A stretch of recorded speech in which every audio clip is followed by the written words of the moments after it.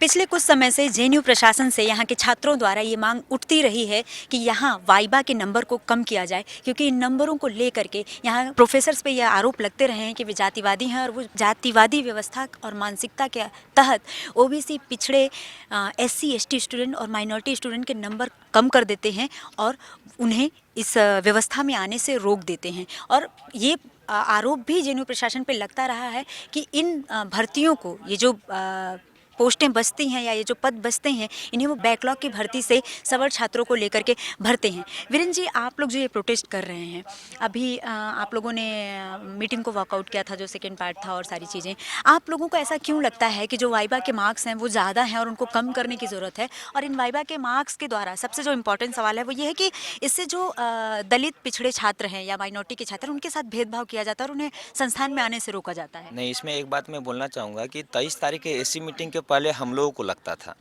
लेकिन जो एडमिनिस्ट्रेशन के द्वारा ही बनाई हुई प्रोफेसर अब्दुल नाफे कमेटी है, अब उनको भी लगता है। इसलिए अब सिर्फ हम लोगों की बात नहीं है, ये जो ऑथेंटिक कमेटी जो एडमिनिस्ट्रेशन ने ही बनाया है, ये उनका कहना है कि इस कैंपस में दलित, पिछड़े, आदिवासी, अल्पसंख्यक यानी जो वंचित मार्जिनलाइज सेक्शन, जो शोषित तबके से लोग बच्चे आते हैं, उनके साथ वाइवा के नाम पर भेदभाव होता है। ये अब मैं नहीं कह रहा हूँ। और ये जो सवाल है कि इस कैंपस में वाइवा के मार्क्स को लेकर के पिछला क्योंकि उन लोगों ने पिछले 5-7 साल का जो नंबर है उनको एनालाइज किया है, वो पाया है कि दलित बैकग्राउंड से आने वाले बच्चों को 0 से 3-4 नंबर एवरेज है, आदिवासियों का भी लगभग उसी के आसपास है, पिछड़ों का 5-6 नंबर एवरेज है। इससे 2 नुकसान है। एक नुकसान तो ये है कि जो सीटें हैं वो कहीं न कहीं एक तरह से खाली रहने का संभावना रहता है। दूसरा है कि जो बच्चे रिटन में, जो मार्जिनलाइज्ड सेक्शन के बच्चे जो रिटन में अच्छा करते हैं, वो वाइवा का नंबर उनको अगर सही ढंग से मिले तो वो जनरल कैटेगरी में भी जा सकते हैं। इसका मतलब है कि ये जानबूझ के ये साजिश है कि जो रिजर्व कैटेगरी से लोग आए हैं उनको एक ही बैरियर में बांध दिया जाए और 50% सीटें कुछ खास तबके के लोगों के लिए रिजर्व कर दिया जाए। ये पूरा एक साजिश है। मेरे दर्शकों को आसानी होगी इस बात को समझने के लिए कि जैसे हम जब ओबीसी रिजर्वेशन की बात कर रहे हैं, जैसे आप लोग अपने प्रोटेस्ट में अभी उठा रहे हैं, तो जब हम ओबीसी रिजर्वेशन की बात करते हैं तो हमारी नज़र में जो सबसे पहला चेहरा आता है संस्थान के नाम पे, तो वो जेएनयू का आता है। और लोग कहते हैं कि जेएनयू ने जो ओबीसी रिजर्वेशन है उसको लागू किया है। तो फिर आप मेरे दर्शकों को ये बताएं कि आप लोग ओबीसी रिजर्वेशन को लेकर के किस तरह का प्रोटेस्ट कर रहे हैं और क्यों कर रहे हैं? इसमें थोड़ा सा मैं जेएनयू के हिस्ट्री में मैं जाना चाहूँगा कि जब मंडल 2 उच्च शिक्षण संस्थानों में ओबीसी के रिजर्वेशन का बिल जब पास हुआ, इस कैंपस में लागू करवाने के लिए बहुत जद्दोजहद करना पड़ा। 3 फेज में यहाँ पर ओबीसी रिजर्वेशन लागू हुआ है। इन लोगों ने कहा कि इंफ्रास्ट्रक्चर नहीं है, हॉस्टलें नहीं हैं, और इस नाम पे जब ओबीसी रिजर्वेशन के नाम पर जब फंड आया तो उस फंड का दुरुपयोग हुआ। सारे प्रोफेसरों को विदेश घूमने के लिए दिया गया। सारे प्रोफेसरों को जिनको कंप्यूटर चलाने भी नहीं आता था उन लोगों को कंप्यूटर दिया गया। और जो कन्वेंशन सेंटर है ये ओबीसी रिजर्वेशन के फंड से बना हुआ और बंदर बांट किया गया। नतीजा ये हुआ कि ओबीसी रिजर्वेशन 3 फेज में लागू हुआ, हॉस्टल का क्राइसिस हो गया। आज इस कैंपस में हॉस्टल का क्राइसिस है। जो मार्जिनलाइज्ड सेक्शन से जो स्टूडेंट बहुत ही जद्दोजहद संघर्ष के बाद इस कैंपस में पहुंचते हैं, उनके पास रहने के लिए छत नहीं है। जब रहने के लिए छत नहीं है तो वो एक सेमेस्टर पढ़ नहीं पाते हैं।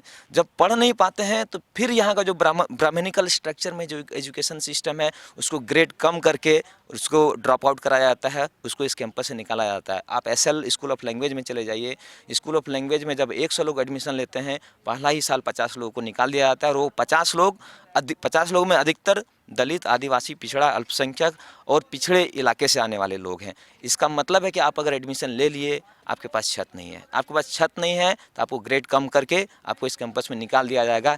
इसका मतलब है कुल मिला-जुला करके कि आपको इस जेएनयू जैसे तथाकथित प्रगतिशील, क्योंकि वामपंथी लोग यहाँ पर इसको प्रगतिशील कैंपस बोलते हैं, इस प्रगतिशील कैंपस में दलित, आदिवासी, पिछड़ों, अल्पसंख्यक स्टूडेंट के साथ एक तरह का नरसंहार चला रखा है, जेनोसाइड चला रखा है। और एकेडमिक काउंसिल मीटिंग में एक चीज़ और डिस्कस हुआ कि यूजीसी का एक गाइडलाइन आया है, एक गजेट आया है मई 2016 का। उसमें कहता है कि रिटन जो है क्वालिफाइंग होगा और वाइवा पूरा होगा।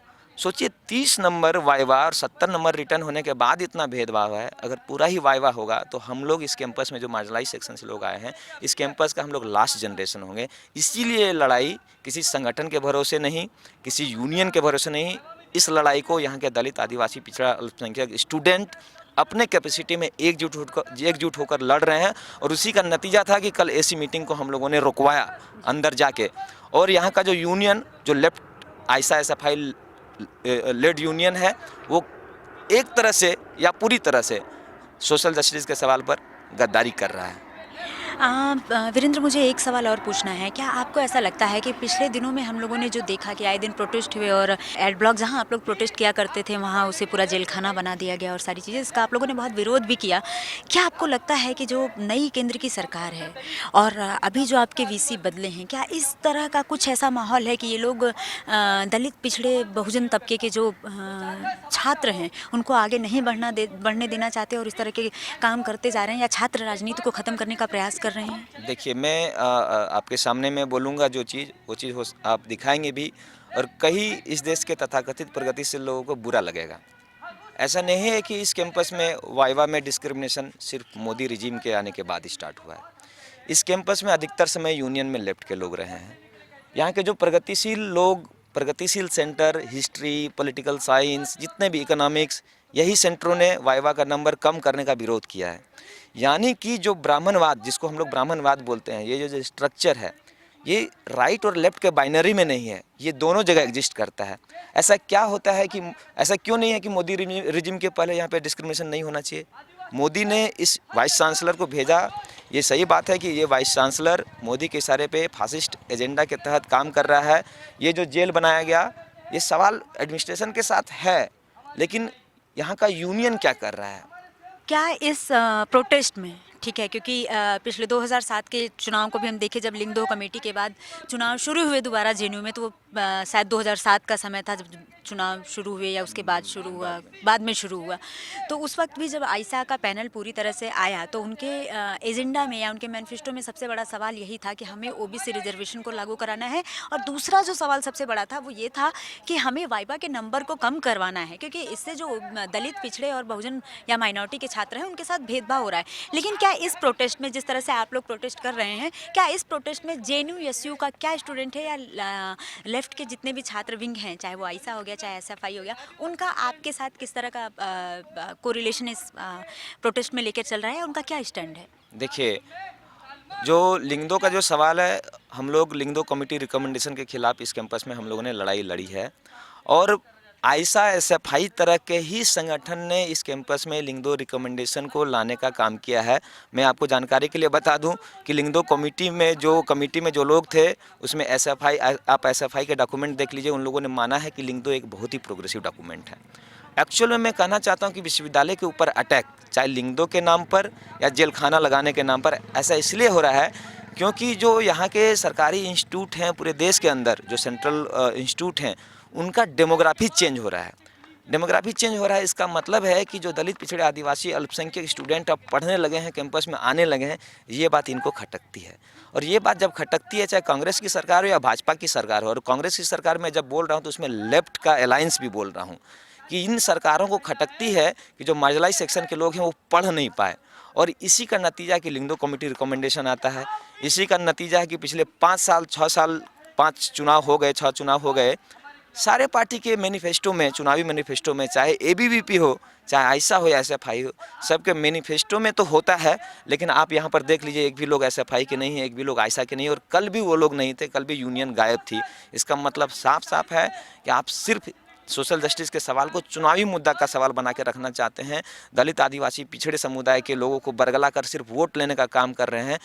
इन सवालों को हल करने के लिए कोई भी संजीदगी के साथ आप मूवमेंट नहीं कर रहे हैं। और इसीलिए आज का जो प्रोटेस्ट और कल का जो प्रोटेस्ट था, ये जवाब एडमिनिस्ट्रेशन को ही नहीं है, ये जवाब प्रगतिशील लोगों के ऊपर भी है कि अगर आप समय रहते नहीं समझे तो यहाँ का दलित, आदिवासी, पिछड़ा जो स्टूडेंट है, जो सोशल जस्टिस का बात करता है, वो एडमिनिस्ट्रेशन को रिजेक्ट तो करता ही है, आपको भी आने वाले दिनों में रिजेक्ट करेगा। जेएनयू के छात्र, खासकर दलित, पिछड़े, माइनॉरिटी के वो छात्र जो वाइवा के नंबर को कम करने की मांग कर रहे हैं तथा ओबीसी रिजर्वेशन को लागू करने की मांग कर रहे हैं, वो ना सिर्फ प्रशासन पर सवाल उठा रहे हैं, बल्कि जेएनयू, एसयू पर भी ये सवाल खड़े कर रहे हैं कि आप हमारी मांगों में अगर हमारे साथ नहीं हैं तो हम ना सिर्फ प्रशासन को खारिज करेंगे, आने वाले समय में हम आपको भी खारिज करेंगे। कैमरामैन गौतम के साथ मैं श्वेता यादव, जेएनयू, नई दिल्ली, नेशनल दस्तक।